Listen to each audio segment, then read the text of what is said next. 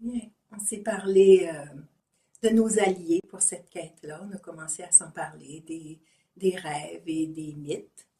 Puis je veux continuer avec les rituels et le contact avec la nature, qui sont deux autres alliés importants. Quand on part en quête, on a besoin d'avoir des alliés avec nous. Et bien, le rituel, on se parlait aussi dans une journée, que la journée se termine la plupart du temps par un rituel qui va venir ancrer le processus de la journée.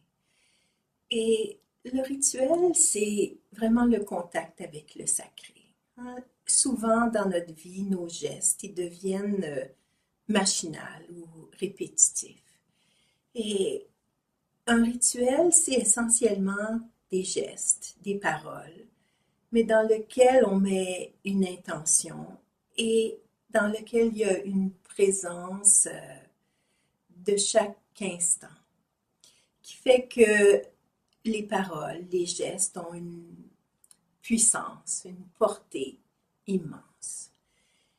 Dans le rituel, c'est sûr qu'on se relie à la vie, on se relie aux éléments de la nature.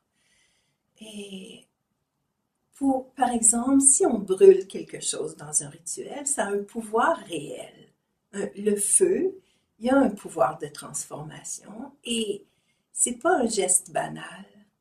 Ça se passe vraiment euh, à partir de l'intention qu'on a de vivre un passage sur le plan intérieur, mais dans le geste physique de brûler quelque chose, il se fait ce passage-là. On peut utiliser l'eau, l'air, la terre, qui ont une puissance infinie.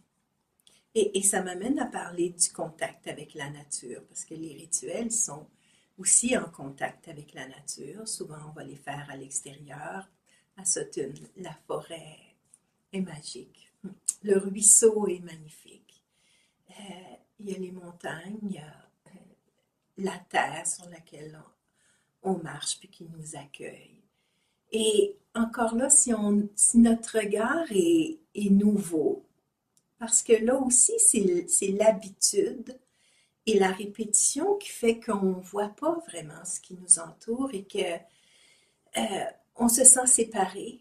Mais si on marche dans la forêt puis qu'on est ouvert, qu'on porte une question qui est essentielle, mais tout peut nous répondre. Le ruisseau peut nous parler, un oiseau peut nous apporter une réponse, un brin d'herbe, un champignon, un arbre mort, puis un arbre vivant aussi, évidemment.